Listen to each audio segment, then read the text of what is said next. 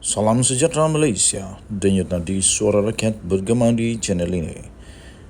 Jangan lupa tekan butang subscribe, like dan share. Malaysia kita punya, cintai Malaysiaku, kita jaga kita.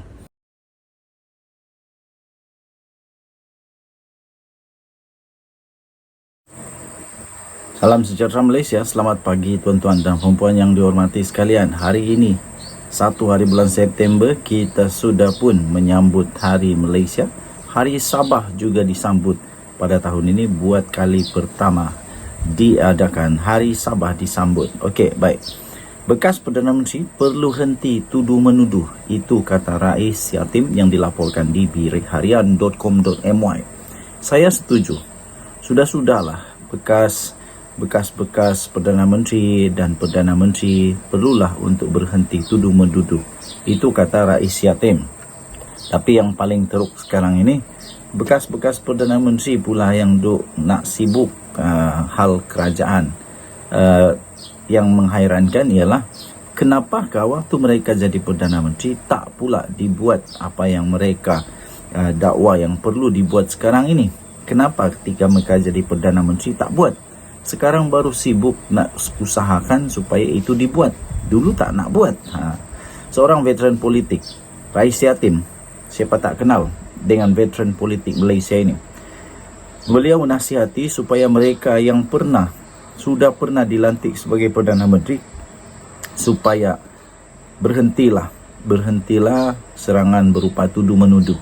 Sebaliknya lebih baik duduklah semeja, katanya. Itu antara saranan daripada bekas yang dipertua Dewan Rakyat, Tan Sri Rais Yatim, dengan mengambil semangat sambutan Hari Kebangsaan ke-66 pada hari ini. Tegasnya, langkah itu adalah satu perkara yang mustahak, supaya masing-masing dapat mengerahkan buah fikiran serta pengalaman sambil muhasabah memikirkan apa yang perlu dilakukan demi kepentingan rakyat. Katanya, mulai hari ini, sempena merdeka, 66 tahun kerajaan, khasnya Perdana Menteri wajib wujudkan implementasi dasar ekonomi yang benar dan jelas. Benar, jelas dan berkesan bagi membantu rakyat dalam memperoleh makanan mampu untuk keluarga, kata beliau. Tambahnya lagi, berhenti tuduh-menuduh pimpinan dulu. Datuk Seri Anwar Ibrahim, Perdana Menteri, tidak lama lagi juga akan jadi orang dulu yang Al-Soren katanya. Semua PM akan jadi PM past midnight, selepas tengah malam. Jadi semua bekas PM wajib duduk semeja, minum teh tarik. Cari idea muhabah. Kita semua ada silap dan semua ada natijah jasa, katanya menerusi akaun Facebooknya pada hari ini. Selain daripada itu, bekas menteri itu juga mengesorkan kepada pimpinan kerajaan sekarang yang diterajui oleh Datuk Seri Anwar Ibrahim supaya membabitkan sama ada blok pembangkang dalam mesyuarat pelaksanaan projek negara. Pada masa yang sama, Rais Yatim juga menyarankan agar diasingkan kuasa parlimen dari kuasa eksekutif, seperti yang pernah dicanangkan oleh Anwar ketika menjadi ketua pembangkang 11 bulan yang lalu. Katanya, kedudukan peguam negara turut perlu diasingkan sebagai penasihat undang-undang dari fungsi ketua pendakwaan, katanya lagi. Okey, tuan-tuan dan puan-puan yang dihormati sekalian, saya setuju dengan apa yang dikata oleh Rais Yatim ini berkenaan dengan bekas Perdana Menteri yang masih lagi nak cuba tuduh-menuduh, nak tuduh ini, nak tuduh itu. Kan lebih baik untuk mereka muhasabah diri dan selepas itu duduk semeja dengan baik. Dengan cara yang baik, duduk semeja berbincang dengan Perdana Menteri sekarang ini untuk kemajuan negara, untuk dapat membantu rakyat. Bukan nak sibuk terus berpolitik, nak cuba untuk rampas kerajaan, nak cuba untuk buktikan bahawa itu ini dan sebagainya. Okey, jadi apa pendapat anda? Sila tinggalkan komen. Berita ini daripada biharian.com.my 31 Ogos 2023. Bekas Perdana Menteri henti tuduh-menuduh, kata Rais Yatim. Kita jumpa lagi. Bye-bye. Salam sejahtera Malaysia, denyut nadi suara rakyat bergema di channel ini. Ya bedah-beduh. Ya bedah-beduh. Kecewa lagilah geng-geng penebuk atap kali ini. Kecewa lagi. Ya bedah-beduh. Itu itu tajuk daripada sahbudin.com.net, ditulis oleh Sahbudin Husin. Ya, bedah bedu. Tak nampaknya melepas lagi lah. Di sebalik desakan masih kedengaran supaya mahukan meletak jawatan Presiden UMNO Ahmad Zahid Hamidi, nampaknya bertegas enggan tunduk kepada apa jua tekanan. Katanya pihak yang ingin menjatuhkannya perlu menunggu 3 tahun akan datang ketika masa pemilihan UMNO diadakan.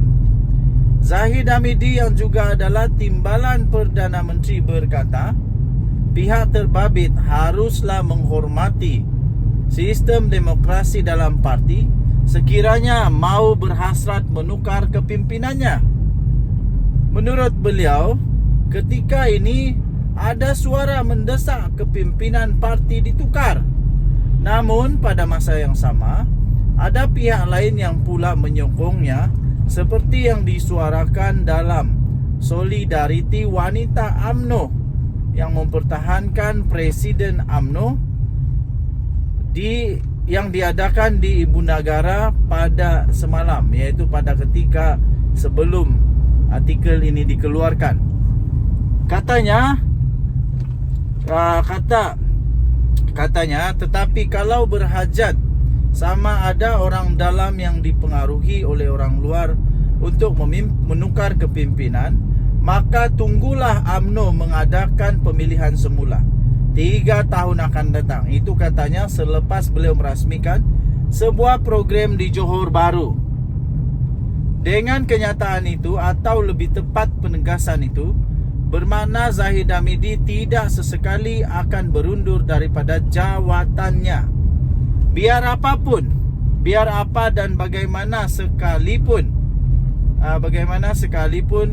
desakan yang timbul, keputusan PRN 6 negeri baru-baru ini yang disifatkan sebagai tamparan kedua kepada UMNO selepas keputusan PRU yang lalu, itu disifatkan sebagai tamparan kedua yang paling teruklah dalam UMNO. Kerana UMNO, ya memang betul, UMNO kalah teruk ketika PRN yang lalu. Daripada 100 lebih yang mereka ikut bertanding, hanya berapa saja yang mereka menang? 18 agaknya kalau tak silap saya. Jadi memang teruklah. Tapi ia jelas tidak mampu menggoncang kedudukan Zahid Hamidi selaku Presiden UMNO. Beliau akan terus mempertahankan jawatannya sehingga habis penggal. Malah seolah-olah mencabar jika ada pihak yang mau menjatuhkannya agar berlawan dengannya dalam pemilihan UMNO untuk 3 tahun yang akan datang. Dalam senario ini, kalau kita perhatikan, yang kuat mendesak Zahid Hamidi agar berundur bukanlah daripada kalangan dalam kepimpinan UMNO. Mereka di dalam UMNO, terutama kepimpinan tertinggi, boleh dikatakan masih solid berdiri bersama dengan menyokong kepimpinannya. Yang kuat mendesak adalah mereka yang berada di luar UMNO, bukan entiti dalam kepimpinan, dan seseorang 2 dalam UMNO baru-baru ini yang telah diluncutkan jawatan daripada JLC.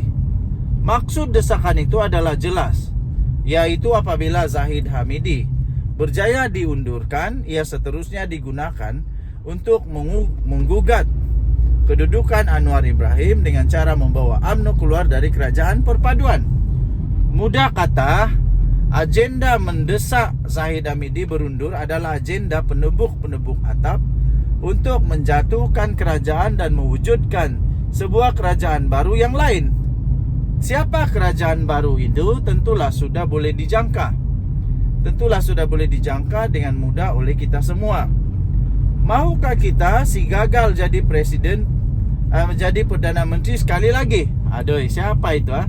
Tetapi dengan penegasan Zahid Hamidi tidak sesekali akan berundur, malah memberi bayangan akan mempertahankan lagi jawatannya dalam pemilihan UMNO 3 tahun akan datang, maka kecewa dan kecundang lagi lah geng-geng impian daripada geng-geng penebuk atap tersebut. Ya, bedo. Yang penting kekalkan Anwar sehingga habis penggal. Nak jatuhkan kerajaan, tunggu Piario 16 akan datang. Ditulis oleh Sabudin Husin 26 Julai 2023. Denyut nadi suara rakyat bergema di channel ini. Jangan lupa tekan butang subscribe, like dan share. Kita jumpa lagi. Bye bye.